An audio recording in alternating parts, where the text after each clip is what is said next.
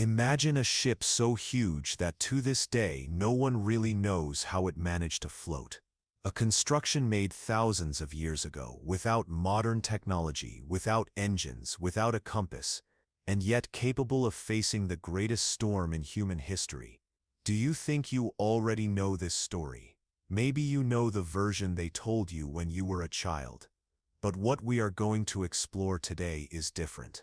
It is the hidden side, the secret details of what Noah's Ark really was, and why it was not just a wooden shelter, but a work of engineering and faith. So, settle in, take a deep breath, and close your eyes if you want.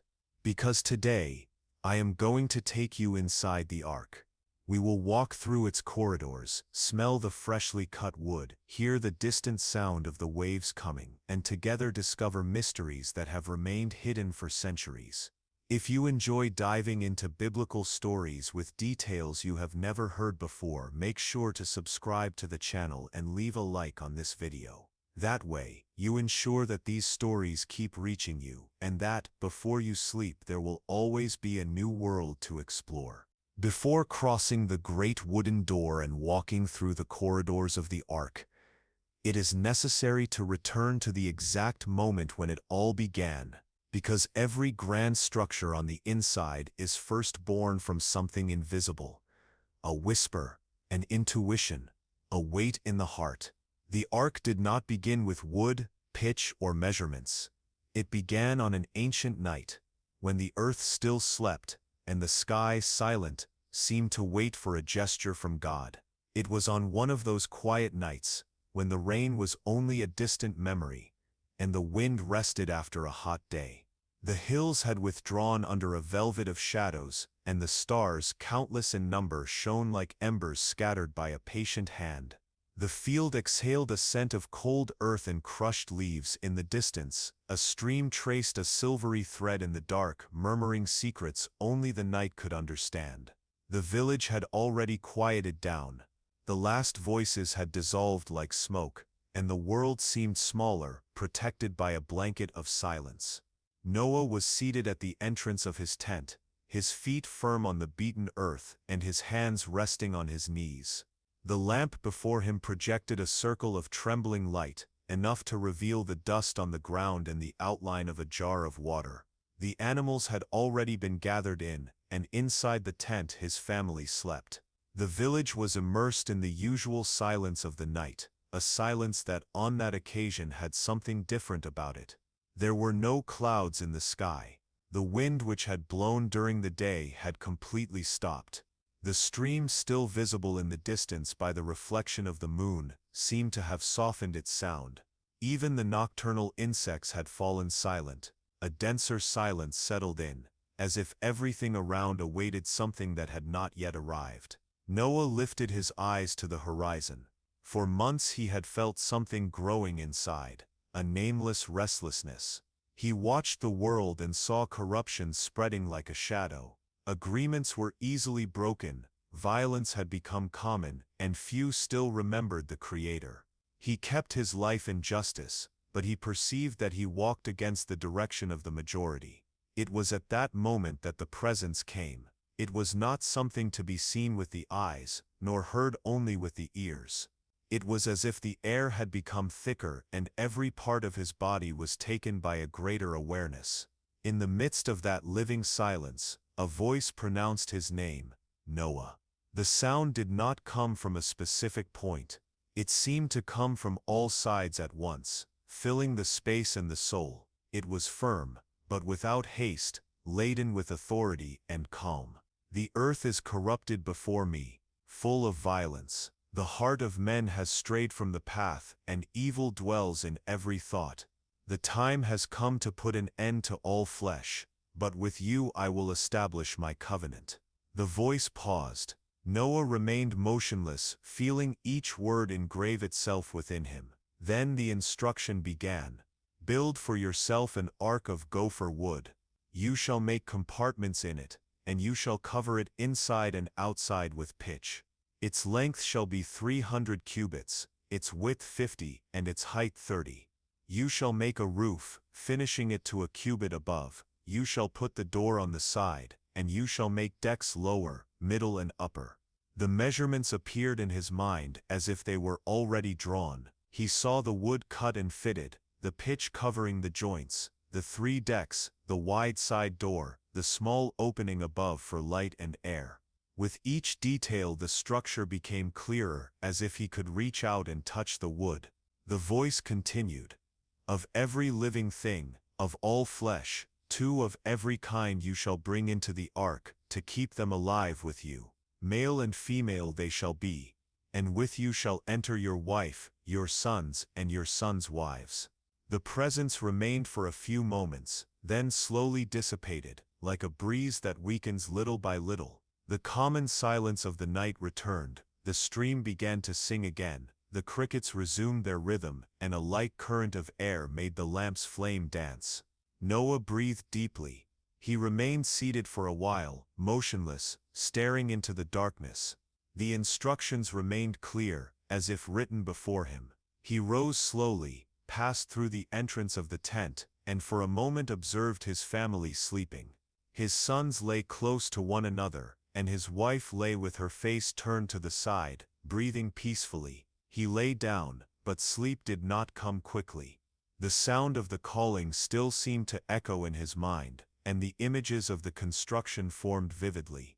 He thought of the trees he would have to choose, the tools that would need to be prepared, the spaces for storing food and water, the divisions to shelter each animal. When dawn approached, Noah closed his eyes and rested. At sunrise, the gentle light entered the tent. He rose, drank water, and went out to the field. The dew covered the grass, and the morning air carried the fresh smell of wet earth. He looked at the trees in the distance, measuring with his eyes those that would be the first to be felled. The days that followed began to change discreetly. Noah gathered his sons and told them about the construction. He spoke simply, without trying to explain what might be difficult to fully understand. Their reaction was one of silent attention. They began to prepare the place where the wood would be stacked. Little by little, the news began to spread. The curious came to see the work. Some asked questions, with an ironic smile. Others simply watched and walked away, exchanging looks of disbelief. Noah kept the pace. The first trees were cut down, and the sound of the axes echoed through the valley. The wood was worked with patience. Large beams were placed side by side, and the pitch was prepared to seal each joint. The project grew, and each new piece added revealed a little more of the final form. The heat of the day and the weight of the work were constant, but the rhythm did not lessen. Inside the home, the routine also adjusted. His wife organized provisions that would be stored in the ark: grains, seeds, dried fruits, skins of water. The wives of his sons helped to prepare and preserve whatever could last. Animals began to be kept closer, in designated spaces. Weeks turned into months. What at first had been only a sketch on the ground now rose in solid walls. The hull grew, and the shadow of the structure began to cover part of the field. Noah and his sons worked from sunrise to the last light of day, pausing only to eat and rest briefly. The looks of the people in the village varied. Some brought genuine curiosity, others kept the same air of disdain. But the construction continued, guided by the same calling received on that silent night. When the outer part began to take shape, the interior was divided according to the instructions: compartments, distinct decks, space for circulation, area for provisions. The smell of cut wood and fresh pitch mingled in the air. With every strike of the hammer, the memory of that night returned. The dark field, the still wind, the sound of his own name pronounced in the unforgettable voice. It was as if the work were the direct continuation of that moment, as if each plank placed were an answer to the calling that had come in the silence. The sun rose behind the hills as Noah and his sons approached the clearing where the wood was already piled up. The dew still glistened on the leaves, and the fresh air carried the smell of earth dampened by the night mist. The field, which once seemed only an open space, had now been transformed into the worksite of an immense construction. The logs were lined up in rows, separated by size and thickness. Some were so wide that 3 men together could barely wrap their arms around them. The cutting had been done carefully, so that each piece could serve the precise fitting that the structure would require. Noah walked among the piles, running his hand over the rough surface of the wood. In his mind, the measurements remained as clear as on the night he first heard them: 300 cubits long, 50 wide, 30 high. Each number brought the exact image of what needed to be done, and none could be altered. The length would be enough to shelter all the life that would enter the ark: men, women, large and small animals, provisions and seeds. The width would provide stability against the waves to come, preventing the hull from capsizing. The height would allow for 3 decks, separated by function, ensuring that each species had space and that the weight was distributed. Noah's sons measured the ground with stretched cords fixed by stakes. The space marked out seemed disproportionate to eyes accustomed to ordinary buildings. The lines drawn on the ground formed such a vast rectangle that walking from one end to the other took several minutes. They began with the bottom of the hull. Large beams were placed side by side, forming the base that would support all the weight. The sound of mallets echoed across the field, accompanied by the dry crack of wood fitting into place. Each piece was fixed with wedges and reinforced with cross beams to withstand the impact of water. The pitch, thick and dark, was heated in large containers over the fire. Once melted, it was poured over the joints, seeping into the smallest spaces and hardening as it cooled. The strong smell spread through the air, mixing with the resinous scent of freshly cut wood. As the hull grew, its dimensions revealed themselves more clearly. The length impressed, stretching far beyond the immediate view. Those passing on the nearby path slowed their steps to observe, some stopping for a few minutes before moving on. Some laughed quietly. Some shook their heads in disbelief, and there were those who simply observed in silence, expressing nothing. The work was constant. During the day, the shadows of the structure moved slowly across the field, following the march of the sun. At night, torches were lit when the service had to be prolonged. The heat of the day hardened the body, but the routine did not diminish. When the hull reached the desired height, they began to raise the sides. The walls leaned slightly inward, reinforced with vertical beams and horizontal cross pieces. With each new row of planks, pitch was applied generously, creating a waterproof layer. Knots in the wood were sealed, cracks filled. Nothing could allow the passage of water. Noah supervised each part, checking measurements and alignment. He knew that with dimensions so large, a small deviation could compromise the structure. Therefore, the marking cords remained stretched, and the plumb lines were consulted with every fitting. The width became evident as the interior began to take shape. In the open space that would later be the main deck, several men could walk side by side, with plenty of room to pass. This width was not only comfort, it was safety. With it, the ark would have enough balance to resist the movement of the waters without dangerously tilting. When the height reached the point of the first deck, they installed the intermediate floor. Large planks were laid over transverse beams, fixed to withstand considerable weight. The sound of hammers echoed constantly, accompanied by the dry friction of saws cutting wood. The second deck was raised on the same principle, creating 3 complete levels. On the ground floor would stay the larger animals, near the stock of bulky food. On the middle floor, smaller animals and dry provisions. On the upper floor, the space for Noah, his family, and some more delicate animals, as well as seeds and essential objects. The door was opened on the side, high enough to allow the entry of the largest animals, and wide enough for 2 oxen to pass side by side. Its structure was reinforced with wooden bars and rings that would allow it to be firmly closed when the time came. At the top near the roof, a continuous opening of 1 cubit in height was left, running almost the entire length of the ark. This opening would allow the entry of light and ventilation, indispensable for life inside the vessel during the time it would drift. The roof was built with a slight incline, so that the rainwater would run off to the edges and not accumulate. Like the hull, it was sealed with pitch, creating a barrier against infiltration. With the main structure completed, the interior began to be divided into compartments. Raised planks formed stalls, pens, and separated areas. Narrow paths connected the divisions, and simple ramps allowed access between the decks. Each space was planned for the animal or provision it would receive. The dimensions, which had seemed excessive when they were only numbers, now proved necessary. The height impressed when looking from bottom to top, the walls rising like wooden walls. The length was such that from one end, the other was lost in perspective.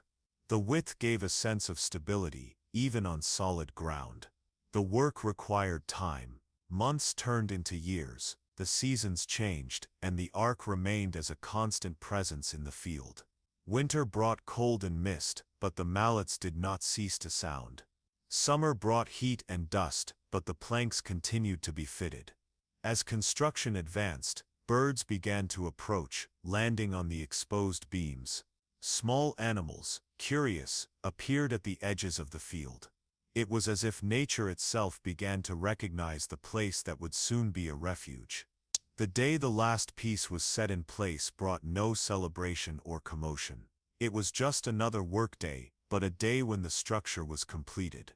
The hull was sealed, the decks ready, the internal divisions finished. The ARK, with its 300 cubits long, 50 wide, and 30 high, stood before them, silent, solid, ready to receive what was to come. The field, once open and empty, now housed a construction that imposed itself upon the landscape. Seen from afar, it resembled a mountain of wood. Seen up close, it revealed the precision of each joint, the care in each ceiling, the strength that would sustain everything that entered it. The work was not yet finished. It still remained to prepare the interior with food, water, utensils, and straw. It also remained to wait for the sign for all to enter.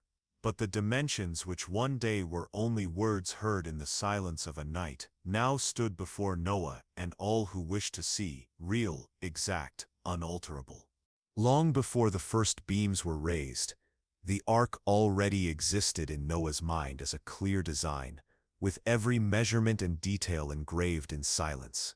But for it to take shape, it would be necessary to choose the material that would support the entire structure. The voice had been specific: gopher wood. Noah knew well the wood that God had named. Gopher was resistant, with firm fibers and a robust trunk, able to bear weight and resist humidity. Its trees grew tall and straight, with thick bark and small leaves, adapted not to lose much water under the intense sun. There was also something in its aroma, a resinous and sweet smell, which lingered even after being cut, that seemed to protect it against the action of insects and fungi. He awoke before dawn on the first day of the search. The air was still cold, and a light mist covered the field. His sons accompanied him, carrying ropes, axes, and tools to mark the chosen trees. The journey began following the course of the stream, where the land remained fertile and the vegetation denser. The first hours were spent observing. They passed tall trees, but with irregular trunks, others straight but showing signs of internal decay. Noah tapped lightly with the axe handle on the bark. The hollow sound revealed weakness. The firm sound indicated strength. Each good tree was marked with a shallow cut in the bark, so they would know where to return. When the sun was already high, they found a small grove of gopher. The trees rose close together, straight as columns, and the light breeze passing through them spread a characteristic aroma, a mixture of resin and damp earth. Noah approached a trunk wider than his own body. He ran his hand over the rough bark, examined the color, and felt the firmness as he pressed the axe blade against the wood. It was perfect. The cutting of each tree was done carefully. First, they removed the lower branches. Then, with measured blows, they opened a wedge at the base, leaning the trunk to the desired side. When the final crack sounded, and the tree began to yield, they all stepped back, letting it fall with an impact that made the ground tremble. The sound echoed through the grove, frightening birds that flew off in flocks. The logs were trimmed and divided into sections, then transported to the field where the ark would be built. The work required strength and patience. Large trunks were rolled over smaller wooden rollers, and when the terrain did not allow it, they were dragged by oxen tied to ropes. The marks of the effort were left on hands and shoulders, but no one complained. In the days that followed, they returned to the grove several times. With each trip, the stockpile of wood grew. The thickest logs would be used for the base and the main columns, the thinner ones for internal divisions and details. Not a piece would be wasted. Even the chips were kept to feed the fire that would heat the pitch. While cutting, the smell of resin impregnated clothes and skin. At night, when lying down, Noah still felt in his hands the relief of the bark, and in his ears the echo of axes striking the trunks. The body rested, but the mind kept returning to the grove, choosing, cutting, preparing. The gopher wood had a light color when freshly cut, but over time it acquired a golden tone that reflected the sunlight. When worked, it revealed long parallel grains, a sign of steady and uniform growth. This made the precise cutting of planks easier and reduced the risk of cracks. After being cut, the logs were left in the sun for a few days to lose part of their moisture. Noah knew that wood too green could warp or crack over time. The gentle heat and wind helped in this process. During this period, they were turned daily so they would dry evenly. With the material ready, the work of sawing and smoothing began. The planks for the hull needed to have uniform thickness.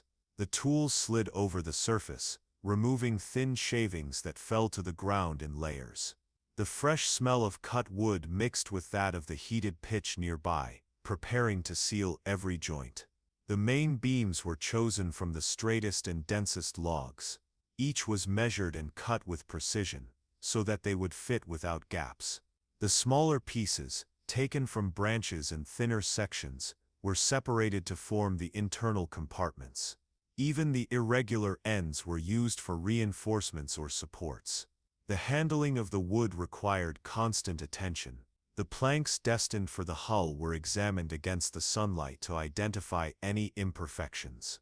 Knots too large were removed and replaced with fitted pieces sealed with pitch. Any crack was filled, for even the smallest opening could compromise strength. The transport of the already worked pieces to the ARK structure was carried out carefully. Each beam was placed in position under Noah's supervision, who checked the alignment before fixing it. The sound of mallets and the creak of wood being fitted became part of the routine. In time, the construction took shape. The golden tone of the gopher contrasting with the glossy black of the pitch created an imposing look. The inner walls revealed the natural beauty of the wood's grain, while the exterior exuded security and solidity. Even before it was finished, the ark already stood out in the distance, like a fortress raised in the field.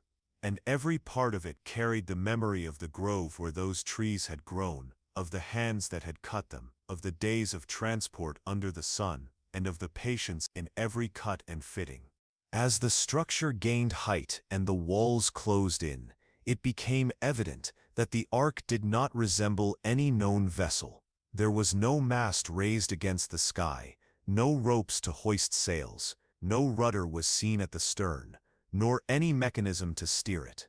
Its shape resembled more a large elongated chest, with straight lines and tall walls, the bow and stern gently rounded to break the force of the waves. Noah was familiar with the boats used on the rivers of the region. They were smaller, shaped to cut through the water quickly, equipped with oars or sails for maneuvering. The ark, however, was different. Its proportions, established from the beginning, did not allow for speed or maneuvering. Everything in it seemed designed to withstand, not to race. The wide base and deep hull indicated that the goal was to float stably, bearing the immense weight it would carry within. Noah's sons busied themselves reinforcing every part. Large beams were placed inside the hull, crossing from side to side, creating a support network that connected the opposite walls. These beams would help distribute the pressure of the water and the force of the waves, preventing the structure from twisting. At the lower part, cross beams formed a rigid skeleton, able to withstand impacts. At each joint, pitch was generously applied, seeping into the seams and creating a waterproof layer. The strong smell spread through the enclosed interior, mixed with the constant aroma of gopher wood.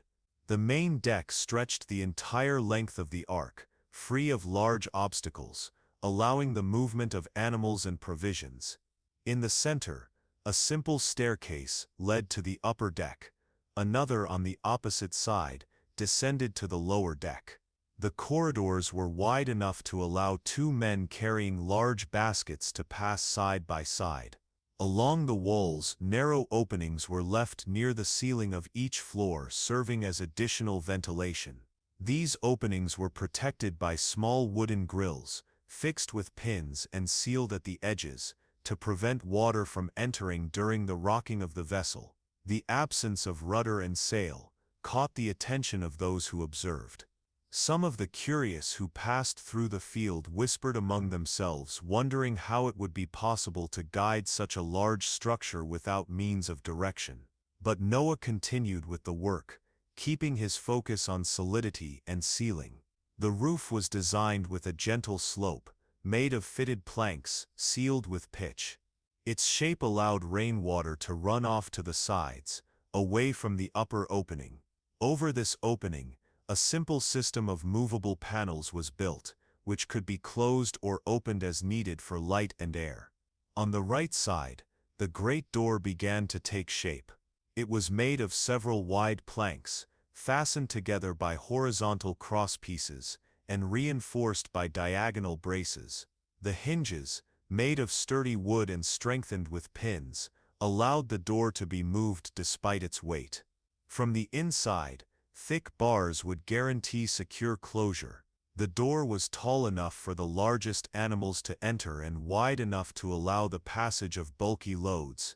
Noah spent long periods inspecting the hull. He went over each part with his eyes and hands, checking the adhesion of the pitch, the firmness of the joints, and the regularity of the planks. Any sign of looseness was immediately corrected. The outer surface was covered by a final layer of heated pitch, spread with wide shovels and smoothed with flat tools until it created a uniform thick coating. Inside, the divisions began to be marked out. On the lower deck, wide stalls and high pens were prepared for the larger animals. The floor was covered with layers of dry straw to be replaced periodically. On the middle deck, smaller compartments would house birds, small mammals, and provisions. Wooden shelves and supports were installed to store grains, dried fruits, and water skins. On the upper deck, the spaces were organized to house Noah and his family, with areas reserved for rest and food preparation. Natural light would enter mainly through the continuous opening under the roof, illuminating from top to bottom. The system of movable panels would allow the regulation of light and ventilation. At night, torches fixed in holders would illuminate the interior, with clay containers filled with sand to collect the ashes and prevent accidents. The dimensions and total weight required special care so that the structure would not deform. For this reason, diagonal reinforcements were added to the inner walls connecting the floor to the ceiling at various points. These additional braces would absorb part of the tension when the vessel was lifted by the waters. Noah knew that without rudder or sail, the ARK would depend solely on the stability and strength of its construction. That is why he devoted double attention to weight distribution. Compartments for larger animals were placed in the center and lower part, keeping the heaviest weight below the waterline. Lighter animals and provisions would be placed above, reducing the risk of instability. As the work advanced, the final image became clearer. Seen from afar, the ARK looked like a fortress of wood, solid and without ornaments. The dark hull, protected by pitch, contrasted with the golden interior of the gopher. Its size impressed. It took long minutes to walk the entire length. The absence of steering elements, which so many found strange, was compensated by a form designed to face long periods adrift. The wide base would prevent the ARK from capsizing easily, and the tall walls would protect against the highest waves. The interior began to fill with the first supplies. Large sacks of grain were piled in the designated areas, water skins were lined up, and bundles of straw were stored to serve as bedding and food. The organization followed a meticulous plan so that nothing would be lacking during the indefinite time they would spend at sea. At the end of each day, Noah and his sons stepped back a few paces to observe the progress. The sound of animals in the distance and the song of night birds once again filled the field when the tools were put away. The ARK, immense and silent, remained at the center, awaiting the day when it would be filled with all the life destined to cross the waters. With the hull sealed and the walls raised, the time came to give shape to the interior of the ARK.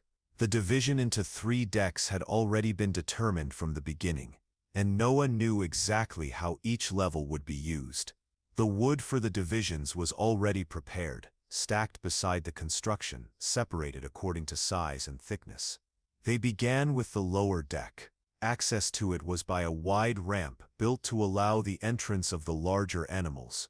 Noah and his sons installed transverse beams linking the opposite walls, creating the support for the floor. On these beams, thick planks were fixed side by side, sealed with pitch at the joints to prevent liquids or moisture from rising from the hull. The stalls for the large animals were the first to be erected. Tall fences, made of sturdy planks, delimited each space. The doors of each stall were made of reinforced wood, with simple locks to open and close quickly. The floor received generous layers of dry straw, to be replaced periodically. Noah planned corridors wide enough for 2 men to pass side by side, carrying food. At the ends of this deck, larger spaces were reserved for oxen and other animals of similar weight. Near the center, smaller stalls would house medium-sized animals, distributed in a way to maintain weight balance. Large, deep clay containers were placed near the walls to store water. Once the lower deck was completed, they began working on the middle one. A simple but solid staircase connected the 2 levels. Noah climbed first, carrying the first beams that would serve as the base for the new floor. As on the lower deck, the transverse beams supported the planks, carefully fixed and sealed. The middle deck would have mixed functions to house smaller animals and serve as a large storage for provisions. On the right side, wooden cages were installed for birds, with small doors and bottoms lined with fine straw. On the opposite side, enclosed compartments would accommodate goats, sheep, and other medium-sized animals. In the center of this level, large shelves and supports were erected to store sacks of grain, bundles of hay, and baskets with dried fruits. Each provision was kept in its specific container, protected from rodents or insects. The water skins were stored in the coolest part, away from the passage areas. The middle deck also had small openings in the walls, near the ceiling, for ventilation. These openings, protected with grills and sealed at the edges, let in the breeze, helping to keep the air fresh. Last, they began the upper deck. This would be the living space for Noah and his family, and would also serve as shelter for seeds and seedlings, which would be planted after the waters receded. The inner walls were raised with smooth, well-fitted planks, creating simple divisions: areas for resting, a space for food preparation, and a small storage place for objects and tools. The sloping roof, already completed earlier, made this level brighter. The continuous opening, just below the covering, brought natural light during the day and constant ventilation. Small movable panels allowed the regulation of airflow and could close it completely when necessary. The beds were made of wooden frames, raised from the ground, covered with skins and thick fabrics.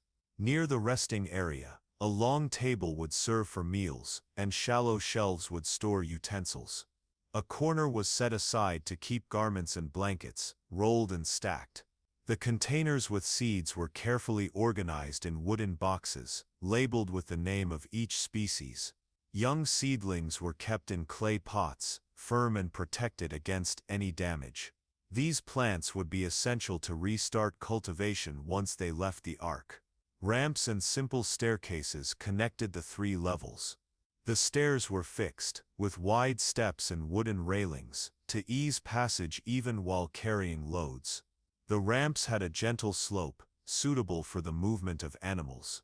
Each deck had torches fixed to holders on the walls, positioned in strategic places to avoid fire hazards. Clay containers with sand were kept nearby, to quickly extinguish any flame that got out of control. Noah spent hours walking inside the ARK, checking every detail. He tested the locks on the doors, checked the firmness of the stalls, made sure there were no gaps in the walls or floor. The sound of tools still echoed inside, mixed with the creaking of wood underfoot. The internal distribution was designed to ensure order and ease in caring for the animals and accessing the provisions. Wide corridors prevented congestion. The food stores were close to the corresponding animals, reducing transport time. The birds' area was far from the open provisions, to avoid contamination. With the interior practically ready, they began to bring in some provisions to test the storage. Sacks of grain were stacked, barrels of water positioned, bundles of straw distributed in the stalls. Each item had its place, marked and thought out to ease the routine when the ARK was full. On the quietest days, the light entering through the upper opening fell in golden beams over the wooden interior.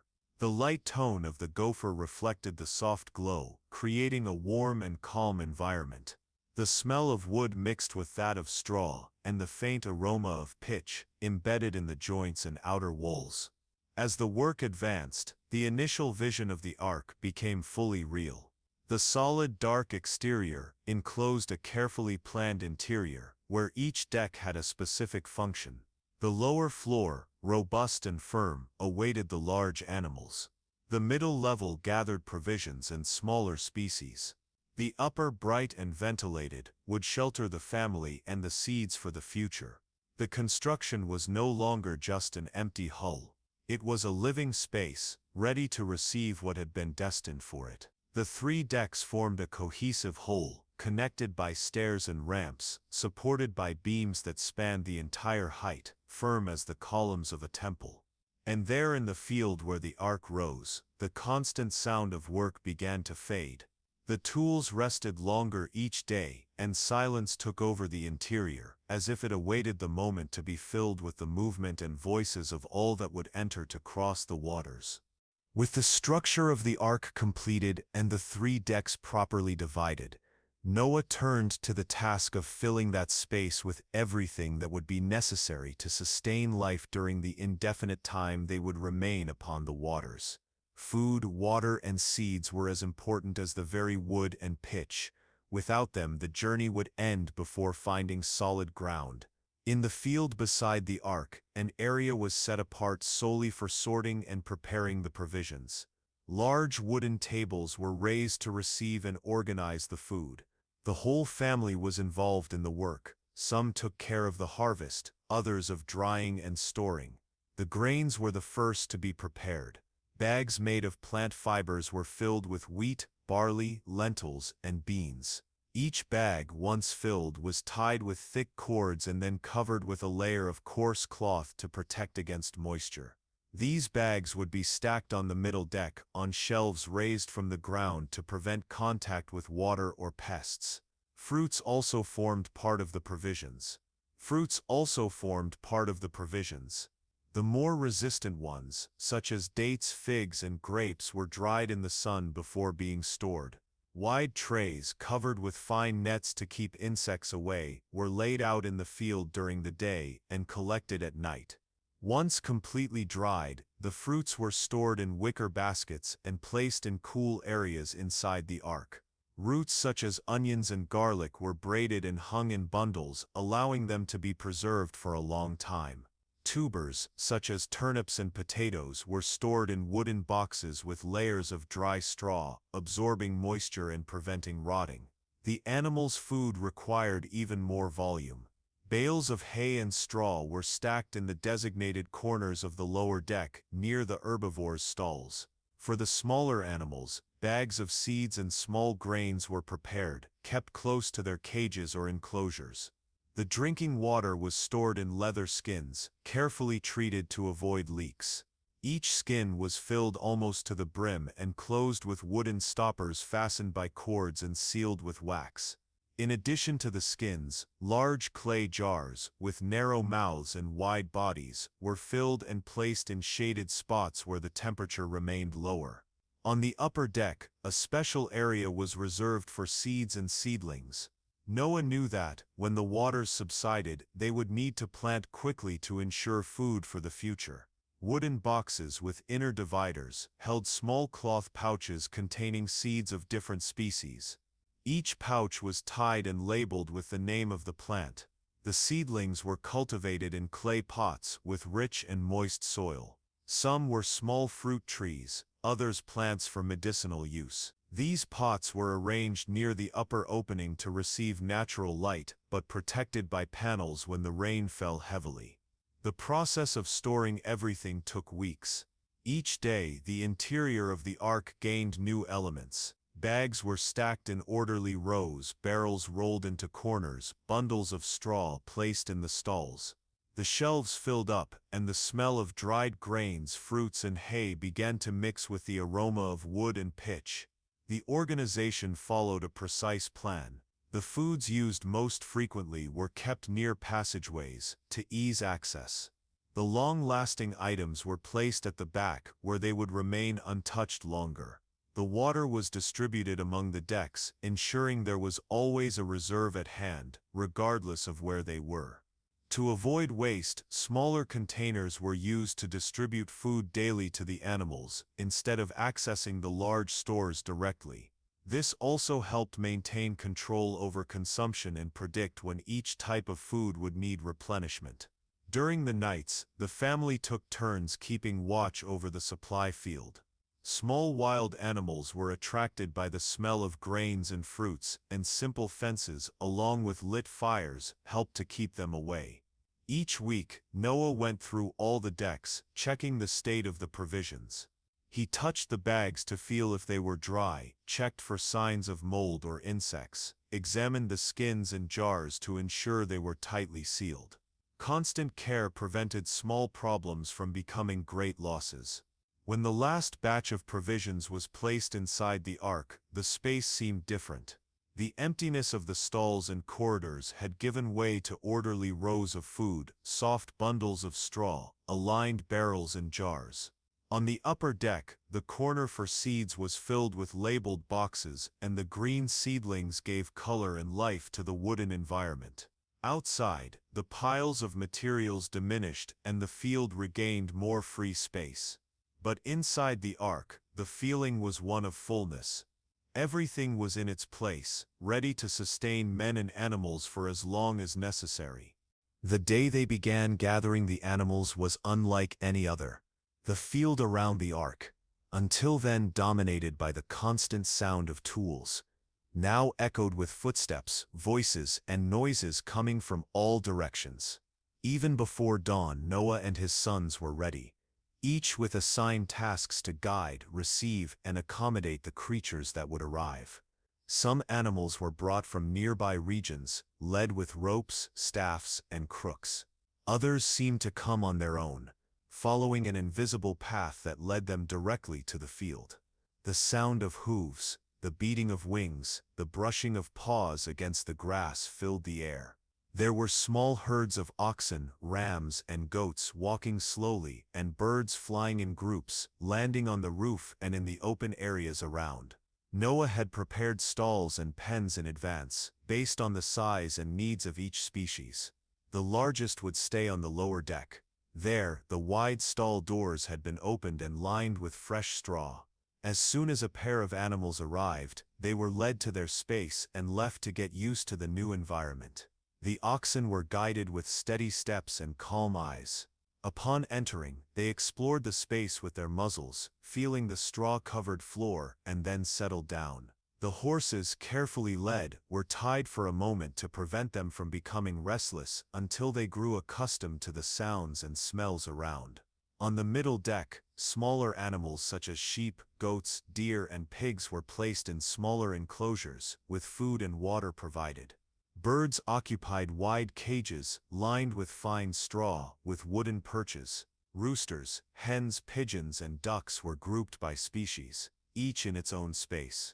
On the upper deck, the most fragile animals, small in size or needing special care, received separate and protected spaces. Rabbits, mandarin ducks, and exotic birds were accommodated away from the heavier movement. The corridors, ramps, and stairs had already been tested to ensure they allowed the safe passage of each species.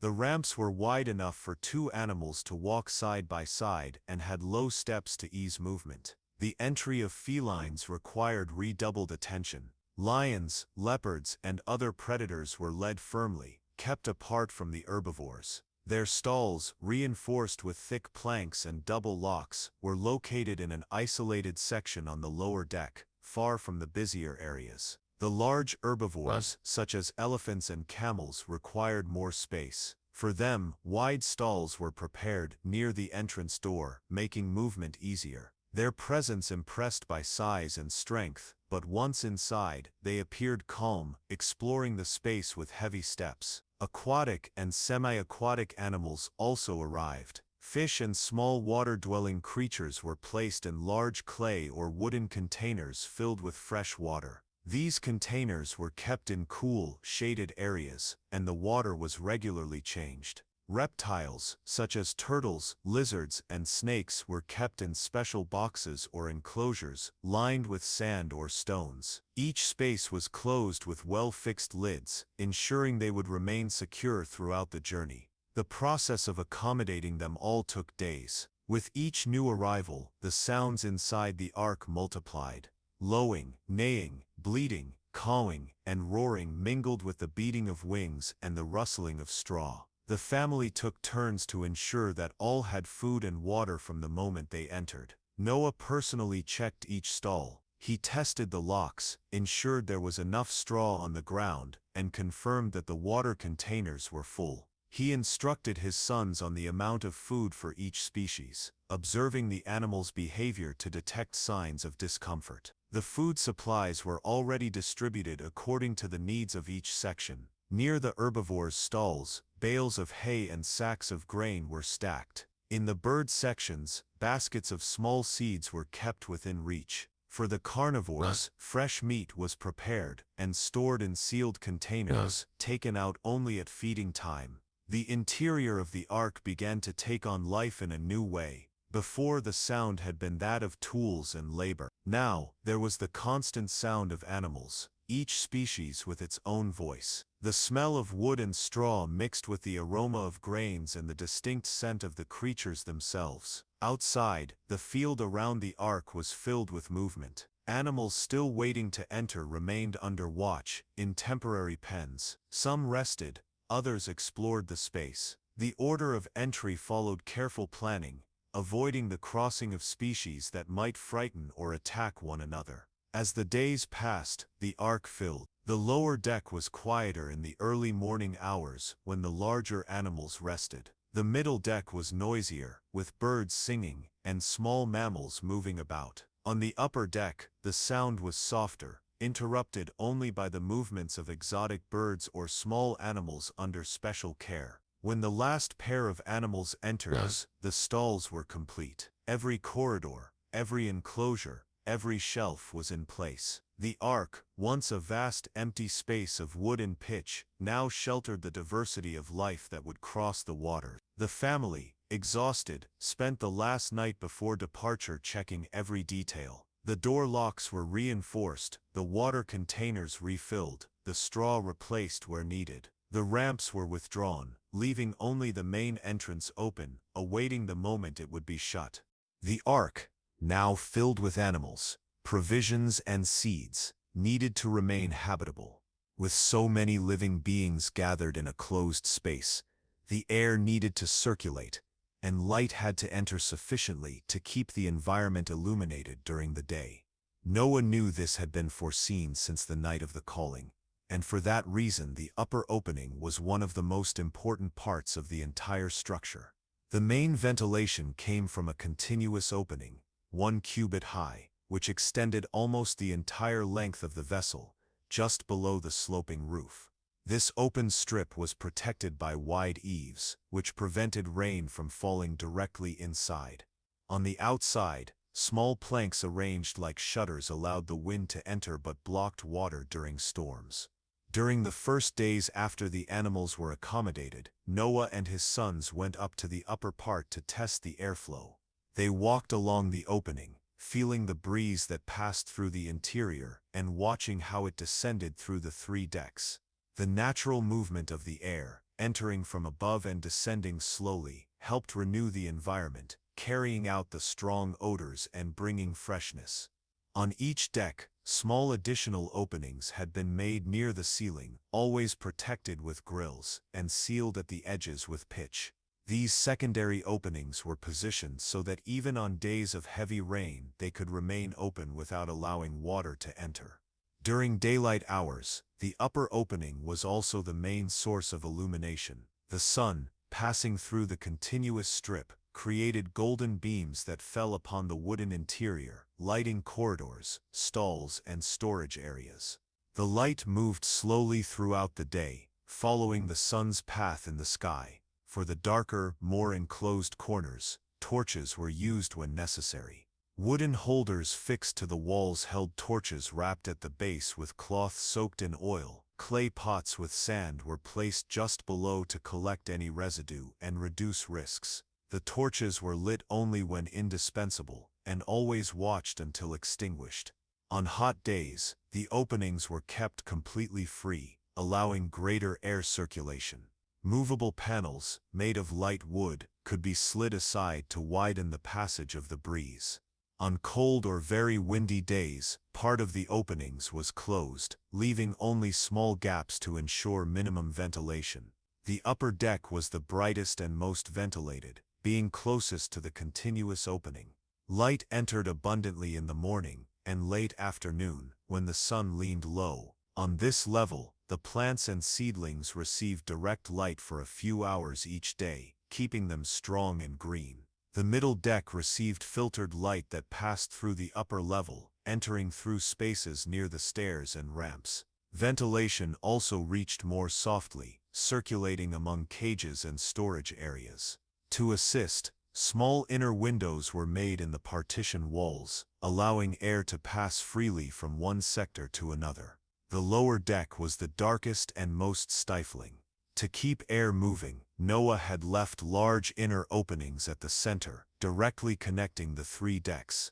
Thus the fresh air that entered from above descended slowly to the base, pushing the hot, heavy air out through the upper openings. On clear days, the light descending through these shafts formed pale columns, partially illuminating the straw-covered floor. At night, illumination came from torches placed at strategic points. Noah always avoided lighting them all at once, preserving the oil supply and reducing risk. The torches were positioned so as not to disturb the animals, especially those more sensitive to light. Ventilation was especially important during the cleaning of the stalls. Once a day, the dirty straw was removed and replaced with fresh. This work stirred up dust and strong odors, which were carried out by the air currents. At those times, the openings were kept completely free. When it rained, the sound of the drops striking the roof slanted toward the edges, running off outside. The humid air entered softly, carrying the smell of rain. During storms, the wind howled through the openings, and the movable panels were quickly adjusted to prevent water from being driven inside. At night, in calm times, the upper opening allowed stars to be seen, if only as small strips of light above. On full moon nights, the silvery brightness entered and spread through the upper decks, casting soft shadows on the wooden walls. The routine of controlling ventilation and light was constant. In the morning, the openings were checked, adjusted according to the weather. At dusk, the same process was repeated, ensuring that at night only what was necessary remained to keep the air renewed. Panels were moved carefully, and any loose piece was immediately repaired to avoid problems during strong winds. The effect of proper ventilation could be seen in the animals' behavior. Those who once grew restless in closed spaces remained calmer, and excessive humidity did not accumulate on the walls or floor. The days passed with the sunlight entering through the openings, marking the passage of time inside the Ark. At each dawn, the interior was bathed in a golden tone, and at each dusk, the light grew softer until the torches took their place. With the ventilation and lighting system working, the Ark remained alive and habitable, even with the presence of so many animals and provisions. The fresh air entering from above and the light descending slowly made the environment less heavy, allowing all, men and animals, to await the moment when the main door would be closed and the long journey upon the waters would begin. The sky began to change, even before the first drop fell. For days the horizon had been growing heavier. At dawn, the soft colors that usually announced the sun were replaced by a gray tone that spread from east to west. The wind, once warm and steady, began to blow irregularly, alternating cold gusts with periods of complete calm. The birds flying over the fields flew lower and some seemed to disappear into the distance. Noah observed the movement of the sky each morning. His eyes followed the dense clouds that slowly accumulated, forming layer upon layer. The sound of the field also changed. There was no longer the same bird song, and even the murmur of the stream seemed deeper. On the eve the air was heavy with humidity, and an unusual silence fell over the region. The field around the Ark was clear. All the animals were already in their places, and the provisions organized. The main door remained open, but everything around indicated that the moment to close it was near. It was at the following dawn that the first sign came. A dark line appeared on the horizon, advancing like a shadow over the land. The wind picked up, bringing the smell of rain before it arrived. The leaves of the trees swayed strongly, and thin branches snapped. Noah gathered the family before the door of the Ark. The cold air touched their faces, and the distant sound of thunder began to echo. The clouds covered the entire sky, blocking the sunlight. The brightness became diffuse, gray. The first drops fell heavy, spaced apart, striking the ground with a dull sound. Small circles formed in the earth, darkening it. Soon the frequency increased. The drops became thin streams of water, then curtains falling without ceasing. The main door was shut from within. The wide, reinforced wooden bars slid into their slots.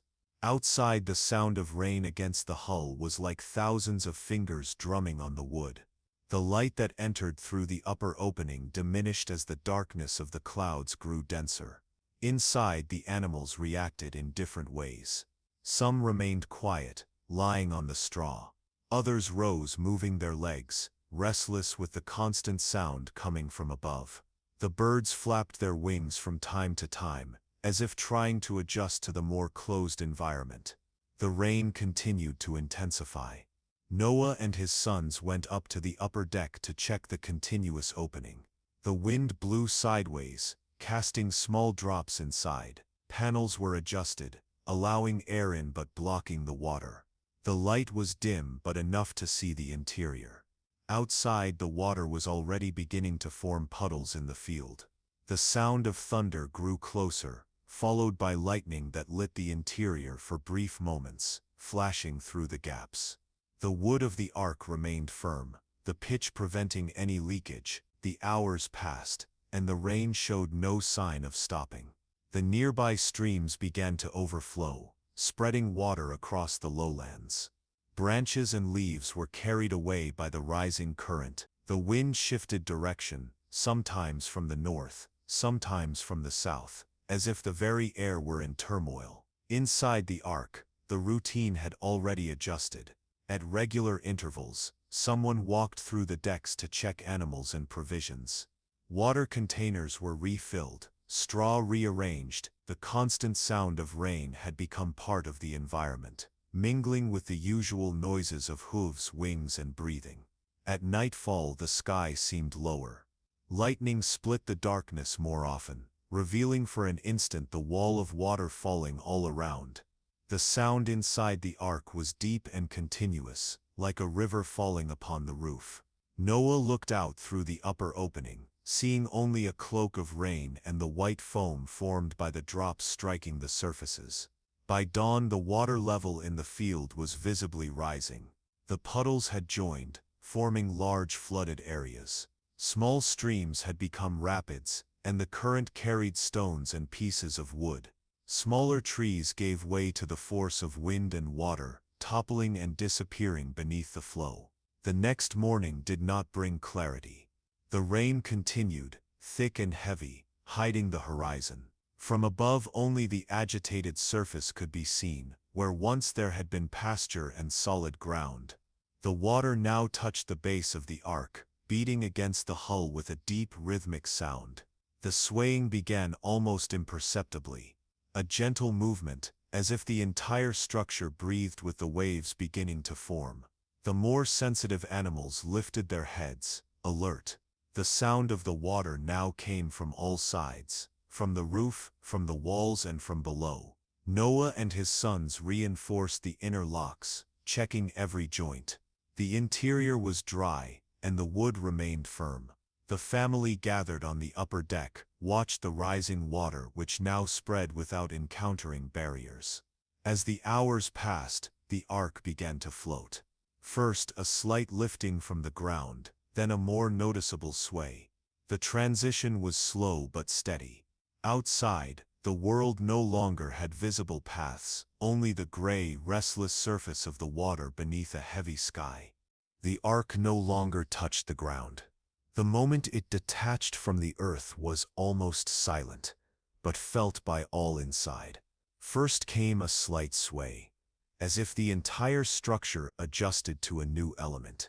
Then a slow and steady rocking, following the rhythm of the water that now sustained all its weight. The rain did not cease.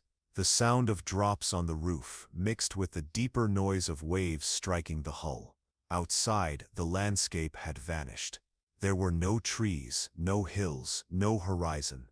Only the gray, uneven surface of the water merging with the equally heavy sky. Inside, the corridors gained a new rhythm. Steps were taken with greater care, following the gentle motion that shifted from side to side. Buckets, jars, and tools were kept firmly in place, tied or pressed against the walls to prevent them from toppling.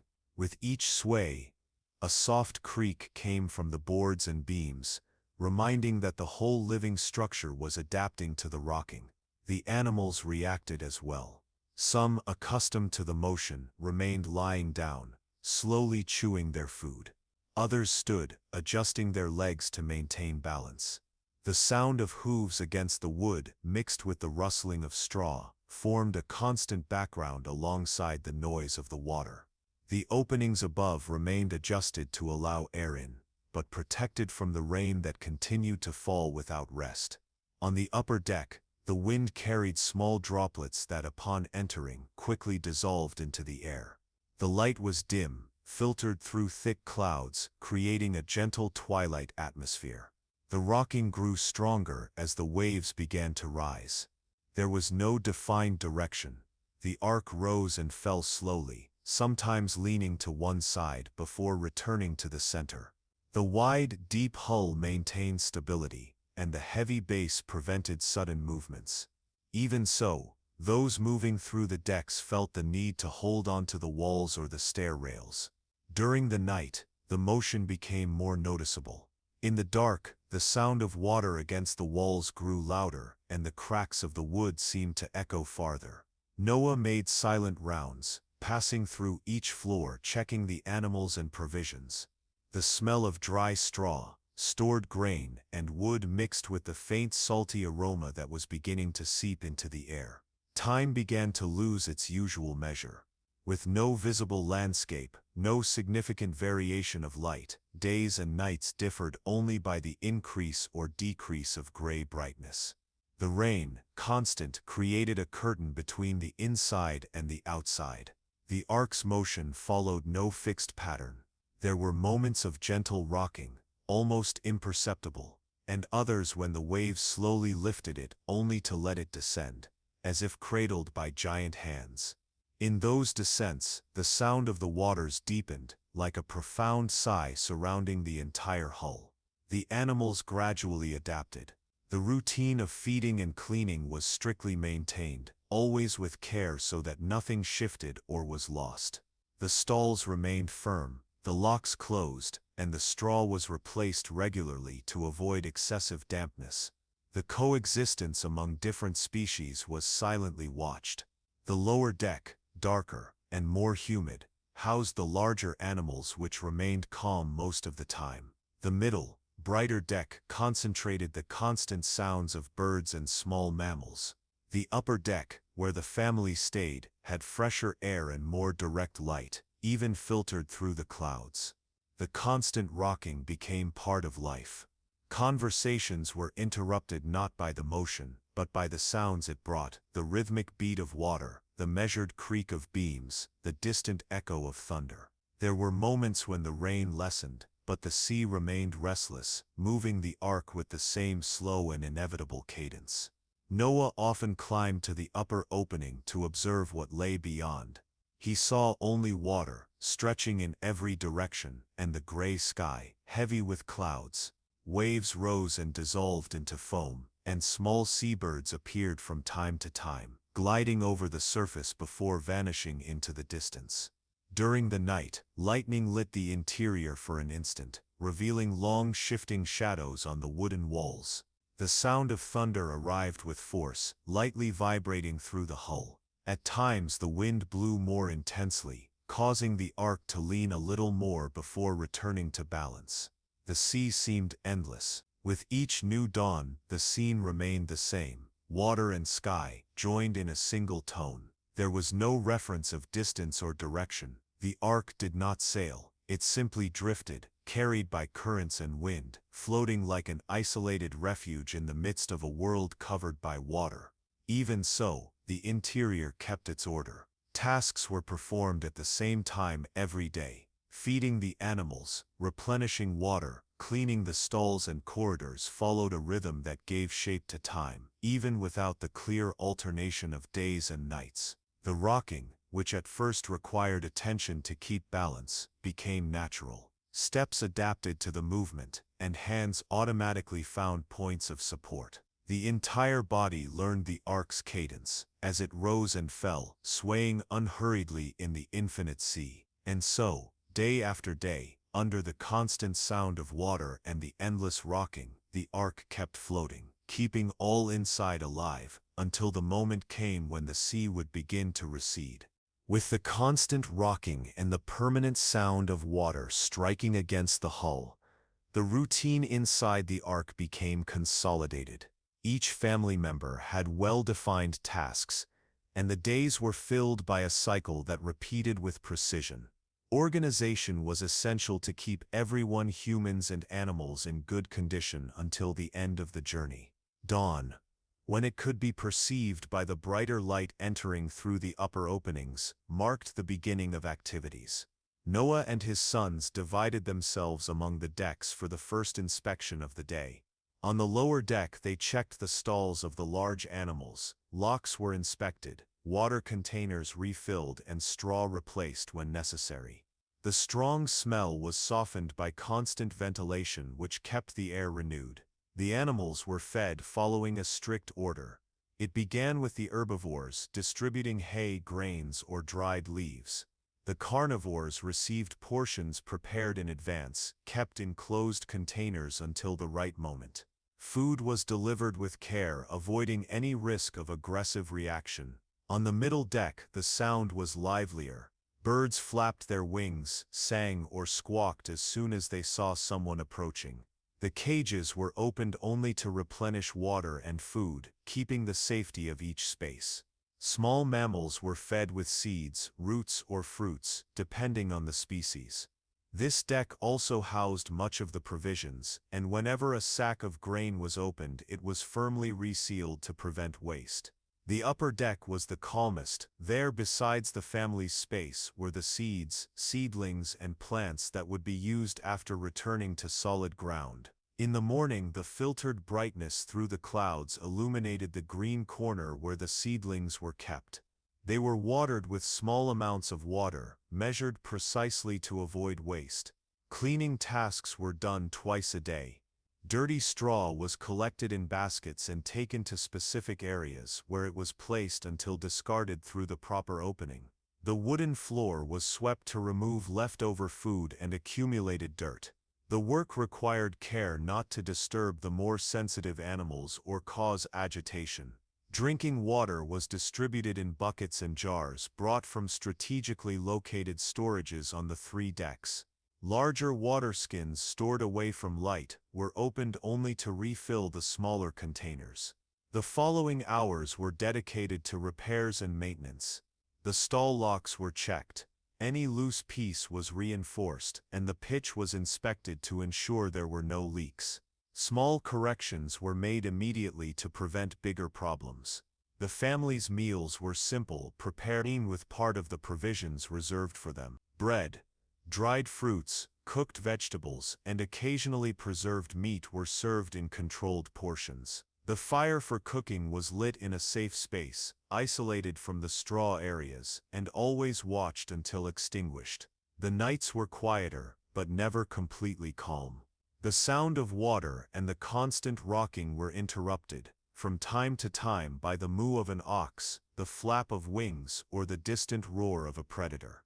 In each shift, one of the sons stayed awake, circulating through the decks to ensure everything was in order. When the rain intensified and the wind blew stronger, the sound grew louder. The waves struck harder and the ARK rocked more sharply. In those moments, the family moved with greater care, always keeping one hand on the walls or railings.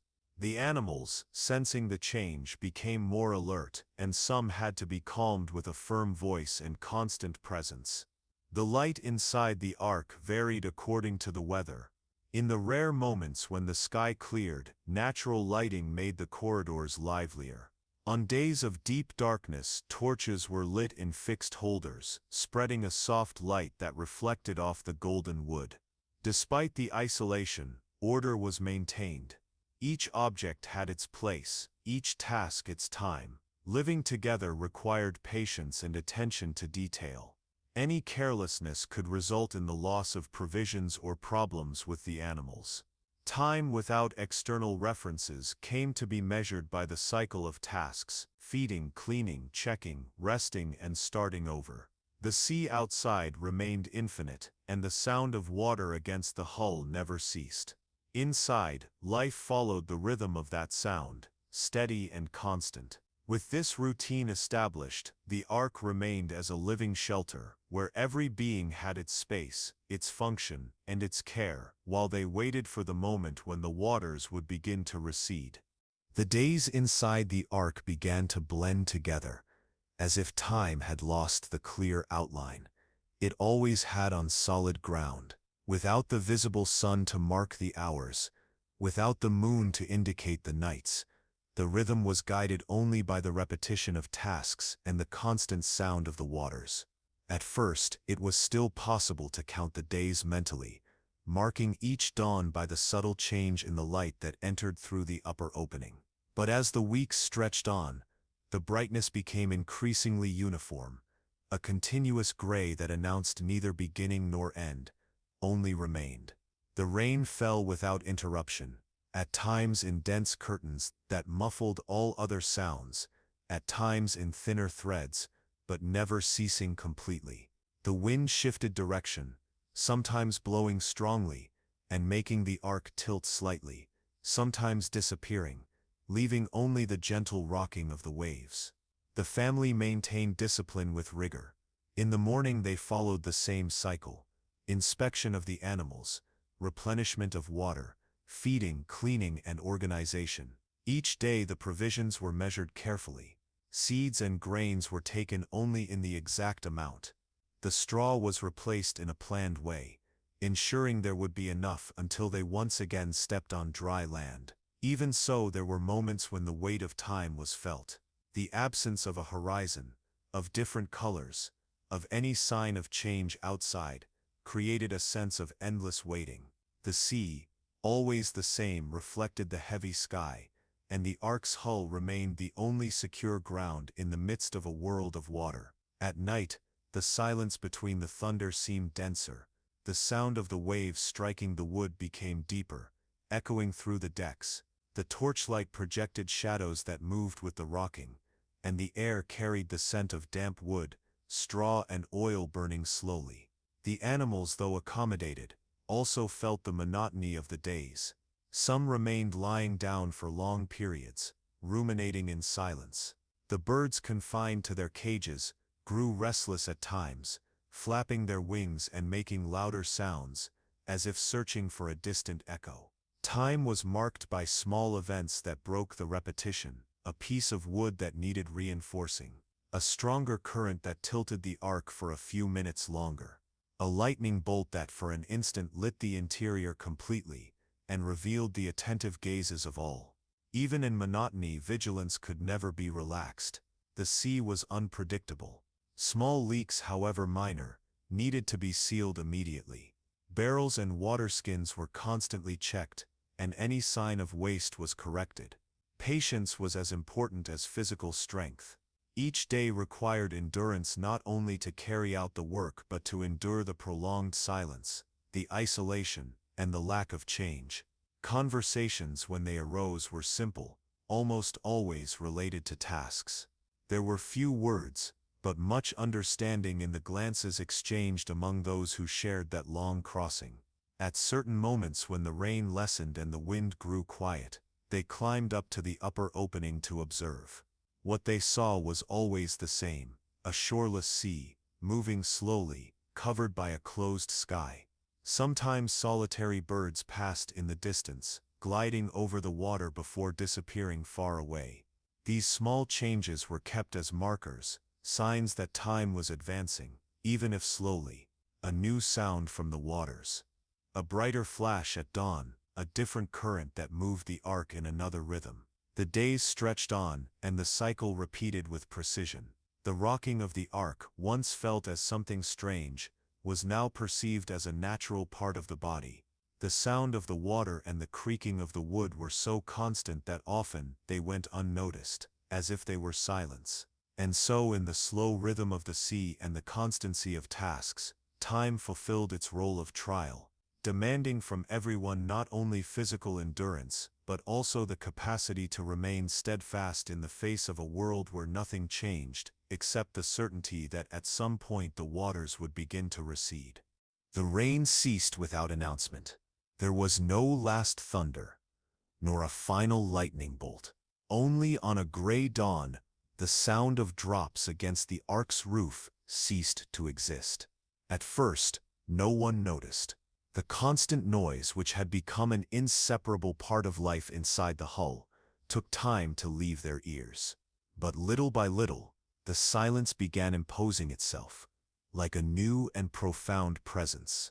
The family awoke, enveloped in that absence of sound. It was as if the entire world were holding its breath. The waves still rocked the Ark, but the rhythm seemed different, slower, and more spaced. The air inside the vessel was fresher, less heavy with humidity. Noah climbed up to the upper opening. Outside, the sky remained covered, but the clouds were a lighter shade of gray. Some farther away began to break, allowing timid patches of light to pass through. The wind had lessened. It no longer blew in gusts as before, but flowed gently, carrying with it a new smell, a scent of freshness mixed with that of damp wood. The waters still covered everything, but there was something different on the surface.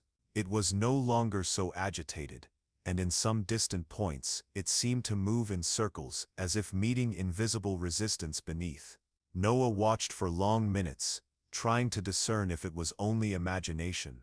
The following days confirmed the change. The Ark no longer rose and fell with the same force. There were moments when the rocking nearly ceased, replaced by a gentle sway. The pressure of the waves against the hull had diminished. And then came the realization. The waters were receding. Whilst the descent was slow, almost imperceptible at first. But for those who had lived inside that isolated vessel for so long, every detail carried meaning. The animals, once accustomed to constant motion, seemed calmer. Some even stood up only to lie down again in different positions, as if they sensed the ground beneath them was more stable. On the upper deck, the opening was kept wide to allow more light and ventilation. The air that entered now carried not only freshness, but also a faint odor of distant earth, as if the soil still hidden beneath the waters had begun to breathe. The clouds opened more often. Rays of light crossed the sky and reflected on the still vast surface, forming golden paths that seemed to lead nowhere. Noah observed these reflections carefully, not only for their beauty, but for the certainty that at some point they would reveal something beyond water and sky. It was on a clear morning that the first outline appeared. Far away, very far, a shadow cut across the horizon. At first it seemed like just another cloud formation, dark and motionless. But over the hours while the ark drifted, the shape grew more defined. Mountains. They were not yet sharp peaks but solid masses rising above the surface of the waters. The sight was received in silence. There were no shouts, no celebration, only the stillness of those who knew that, after so many days surrounded by a liquid world, this was the first solid sign, the first trace that land still existed. In the days that followed, other elevations began to appear, like scattered islands in an immense sea. Some were only summits barely jutting above the surface, others rose higher, revealing dark, sloping hillsides. With each new appearance, the silence inside the ark grew deeper, but it was not a silence of fear, it was of reverence. The water continued to recede, and the ark's rocking diminished gradually. On certain days, the hull seemed almost motionless, sustained by a surface that no longer moved with such force. The inner walls no longer creaked as before. The air, increasingly clean, carried distant sounds.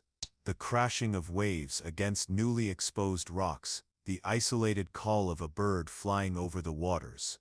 The world was beginning to reveal itself, but still slowly, almost timidly, as if unwilling to abruptly break the long wait.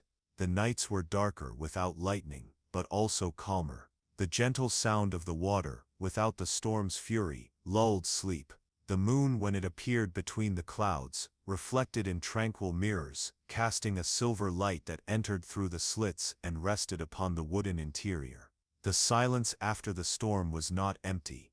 It carried the weight of all that had happened, and the promise of what was to come. It was the breath between two worlds, the one swallowed by the waters, and the one slowly being born before the watchful eyes of Noah and his family. And so, with the calm, the waters continued their slow retreat, clearing the way so that soon solid ground would once again become visible, and the cycle of life on earth could begin anew. The day began with a different light. The sky, clear for the first time in many months, revealed a deep blue that seemed almost new to the eyes of those who beheld it. The air entered through the upper opening, carrying the damp aroma of exposed earth and the fresh scent of plants beginning to awaken. The ark now rested on solid ground, leaning against a gentle slope. The rocking that had accompanied the family for so long had vanished completely. Inside, silence was absolute, broken only by the sound of footsteps on the wood and the restless movement of the animals who seemed to sense the moment approaching. Noah remained silent for a while, gazing through the slit at the landscape stretching before him. The waters had receded, revealing valleys, moss-covered stones, and fallen trunks. In the distance, small green patches announced that life had endured, waiting to spread once more. The order was given, and the gates of the ark began to open. The locks, hardened by time and moisture, gave way with muffled cracks.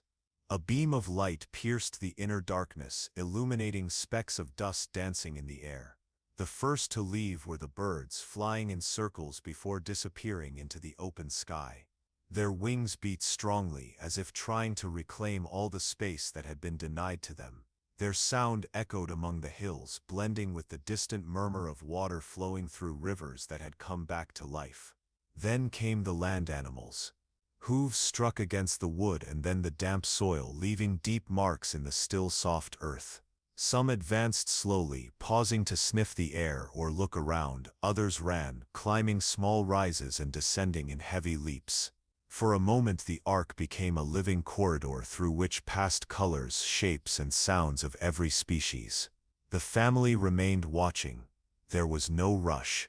Each animal found its path, dispersing across the newly revealed landscape. The sound of paws, claws, and wings blended with the gentle wind, creating a new melody, different from the constant roar of water that had dominated the previous months. When all had left the interior, the ark felt strangely empty. The echo of Noah's and his son's footsteps sounded louder against the wooden walls. The absence of animal movement made the space vast and silent, like a sanctuary after the departure of its faithful. Then Noah gathered his family and with them began collecting smooth, firm stones found along the slope. On a clean, elevated spot, they built an altar. Dry wood, carefully taken from the remains of trees carried by the water, was stacked upon the stones and the fire was lit with patience. The aroma of burning wood spread through the air, mingling with the scent of damp earth. Noah set apart the animals destined for sacrifice, offering them with steady hands and solemn gestures. The flames rose slowly, consuming the offering and sending up columns of smoke that ascended straight into the calm air. The smoke seemed to touch the clear sky, carrying with it the sign of gratitude. There was no haste in the act, nor words spoken aloud. All was silent, except for the crackling of the fire and the constant breath of the gentle wind. The family remained around the altar, watching the fire fulfill its course. The heat warmed their faces and the glow of the flames reflected in their attentive eyes. It was the closing of a cycle, not only the end of the passage but the confirmation that they were alive, preserved, and ready to begin again. In the distance the bird song grew louder, as if life were reclaiming its place. The sun, already high, lit the valleys and made small pools of water left by the receding rain's shimmer. The smoke of the sacrifice mingled with the breeze, spreading through the air like a silent reminder of the covenant that united earth and sky. And so, with the door of the ark open, the world breathed again. The altar stood, guarding the moment when the first act outside the ark was not to seek food, nor to build shelter, but to offer gratitude. The fire of the sacrifice still burned slowly upon the altar, spreading a warm, dense aroma into the air. Smoke rose in gentle columns, dissolving into the newly revealed blue of the sky. The wind, now steadier, blew between the hills, carrying the song of birds and the distant murmur of water, descending through the valleys. It was then that a different light began to form. At first, only a faint glow on the edge of the clouds. Then, an arc of soft, almost transparent colors took shape, as if the very sky were painting before the eyes of Noah and his family, a sign they had never seen before. The rainbow stretched from one end of the horizon to the other, uniting earth and sky in a perfect curve. The colors blended in a delicate gradient, the brightest red on the upper edge, the gentle violet on the lower, and between them the almost magical transition of golden, green, and blue tones. Each color seemed to pulse in the sunlight, reflected in the water particles suspended in the air. Noah remained motionless, watching. It was not only the beauty that held him, but the certainty that this phenomenon carried a greater meaning. The silence of the family around him said the same. All knew they were standing before something that would mark their lives, and the lives of all who would come after. The sky seemed closer, as if the light that formed the ark were a visible link between the Creator and creation.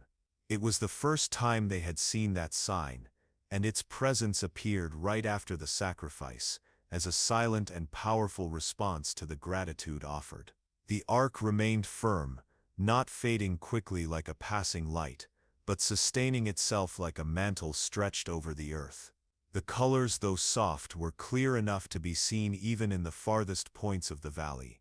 With every breath, Noah felt that the weight of all the days inside the ark, the constant sound of rain, the endless rocking of the waves, was all being brought to a close there, beneath that sign. It was more than the end of the journey. It was the beginning of a covenant, an invisible yet eternal commitment that would unite all future generations to the promise made that day. The rainbow, curved like a protection over the newly washed earth, seemed to embrace everything in a silent hug. It was as if it were saying that, although the waters had once covered the world, they would never again do the same to destroy it. And this message needed no words. It was engraved in the very light itself. The family remained standing before the ark until the sun began to descend. The colors little by little faded, giving way to the golden glow of evening. But the image imprinted in memory would not disappear. In the days that followed, as they rebuilt life, whenever a light rain passed and the sun appeared, everyone's eyes turned to the sky, expecting to see that sign again. Each time it appeared, it carried not only memories of the passage, but also the certainty that they were not alone, that there was protection, hope, and a purpose guiding history. Over time, the rainbow became more than a phenomenon. It became an eternal symbol of the ark, a visible reminder that, even in the greatest floods of life, there was a possible end and a new chance to begin again. And so, generation after generation, the sign remained. For some it was only beauty, for others, a mystery. But for the descendants of Noah, and for all who would hear his story, it was the silent proof that faith, obedience, and hope are never in vain. Beneath that ark of light, the earth began its new era, and each time it appeared in the sky, the memory of the ark, and all that it represented, crossed through time, reaching those who, centuries later, would still lift their eyes to the heavens and see, in the colors, the same promise.